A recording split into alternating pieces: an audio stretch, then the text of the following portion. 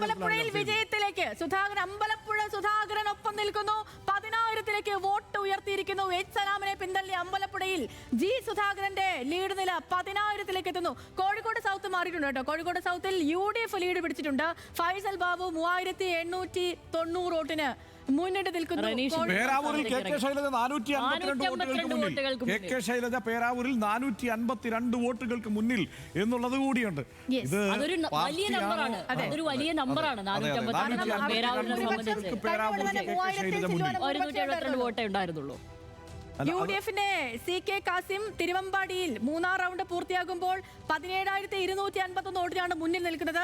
Lindo ജോസഫിനേക്കാൾ 3,607 വോട്ടിന്റെ ഭൂരിപക്ഷമാണ് തിരുവമ്പാടിയിൽ UDFന് ഉണ്ടായിരിക്കുന്നത്. തിരുവമ്പാടി നമുക്കറിയാം ഒരു ന്യൂനപക്ഷ ഏകോപനം ഇത് ഉണ്ടായോ എന്നൊക്കെ വിചാരിക്കുന്ന സ്ഥലമാണ്. പക്ഷേ എല്ലാവർക്കും സ്വീകാര്യനായ ആളായിരുന്നു ലിൻഡോയ്ക്ക് അവിടെ ഒരു വലിയ തിരിച്ചടി ഉണ്ടായിരിക്കുന്നു എന്നുള്ളതാണ്. 3,000-ൽ പരം വോട്ടിന്റെ വോട്ട് കുറവാണ് ലിൻഡോയ്ക്ക്. 3,607 വോട്ടിന് എല്ലാവർക്കും ഒപ്പം നിന്ന് വികസനം കൊണ്ടുവന്ന ഒരു നല്ലൊരു MLA ആയിരുന്നു ലിൻഡോ. തീർച്ചയായും 3-ാം റൗണ്ട് എണ്ണുമ്പോൾ അദ്ദേഹം 3,607 വോട്ടുകൾക്ക് പിന്നിൽ നിൽക്കുന്നു എന്നുള്ളതാണ്.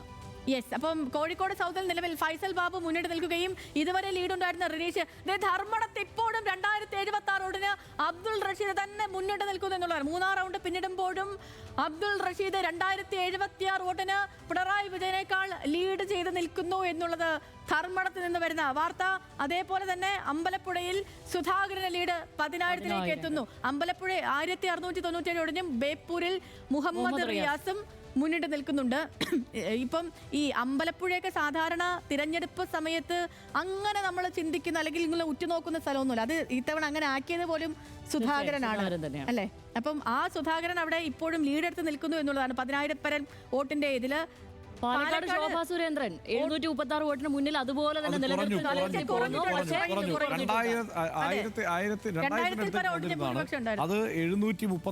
കുറഞ്ഞിരിക്കുന്നു. പാലക്കാട് ശോഭാ സുരേന്ദ്രന്റെ ലീഡ് കുറഞ്ഞിരിക്കുകയാണ്. 736. 2-ാം റൗണ്ടിൽ 737 വോട്ടിന്റെ ലീഡ് മാത്രമാണ് നിലവിൽ അവിടെ നിന്ന് ലഭിച്ചിട്ടുള്ളതെന്നാണ്. പാലക്കാട് BJP വിയർക്കുന്നു എന്നാണ് അവിടെ നിന്ന് സച്ചിൻ പറയുന്നത്. അതെ, പാലക്കാട് BJP വിയർക്കുന്നു. അതിനൊപ്പം തന്നെ അടൂർ പ്രകാശ് KPC ഓഫീസ് എത്തിയിട്ടുണ്ട്. KPC ഓഫീസിൽ നേതാക്കളൊക്കെ എത്തിയിട്ടുണ്ട്. അവിടെ ആഹ്ലാദ പ്രകടനം തുടങ്ങിയിട്ടുണ്ട്. ഇപ്പം നിലവിൽ ഈ കോൺഗ്രസിനെ സംബന്ധിച്ച് ചെറിയൊരു ആശങ്കയുള്ളത് ഈ നമ്മുടെ KPCC അധ്യക്ഷന്റെ കാര്യത്തിൽ, സണ്ണി ജോസഫിന്റെ കാര്യത്തിൽ മാത്രമായിരിക്കും. അവിടെ KK ശൈലജ ടീച്ചർ മുന്നിട്ട് നിൽക്കുന്നു. ബാക്കി എല്ലാം സേഫാണ്. പക്ഷേ അപ്പോഴും സതീശനല്ല KSയുടെ ഫ്ലെക്സുകളാണ് ഉയരുന്നത് എന്നുള്ളതാണ് പറയേണ്ടത്. മഞ്ചേശ്വരത്ത് ബാക്കി എല്ലായിടത്തും UDF ഇപ്പം മുന്നേറുന്നത്. കോഴിക്കോട് നോർത്തും ബേപ്പൂരും ഒഴികെ. അതായത് ഇന്ന് രാവിലെ പ്രവീൺ കുമാർ പറഞ്ഞത് അപ്പം ഞാൻ വിചാരിച്ചു, ഞാൻ അപ്പം പറയുകയും ചെയ്തു എന്തൊരു ആത്മവിശ്വാസമാണ് എന്ന്. പ്രവീൺ കുമാർ പറഞ്ഞത് ആ മുഴുവൻ ലീഡ് മുഴുവൻ സീറ്റുകളും പിടിക്കുമെന്നാണ്. ഇപ്പോൾ അതൊന്നും ഇല്ലെങ്കിലും 2 സീറ്റുകളിലാണ് ഇപ്പോൾ LDF അവിടെ മുന്നേറുന്നത് എന്നുള്ളത് നോക്കണം. കോഴിക്കോട് നോർത്തും ബേപ്പൂരും ബാക്കി എല്ലാ മണ്ഡലങ്ങളിലും അവിടെ UDF മുന്നേറുന്നു എന്നുള്ളതാണ്. എല്ലായിടത്തും UDF മുന്നേറുന്നു. അങ്ങനെ UDFന്റെ സമഗ്ര ആധിപത്യം കണ്ടുകൊണ്ടിരിക്കുന്നു.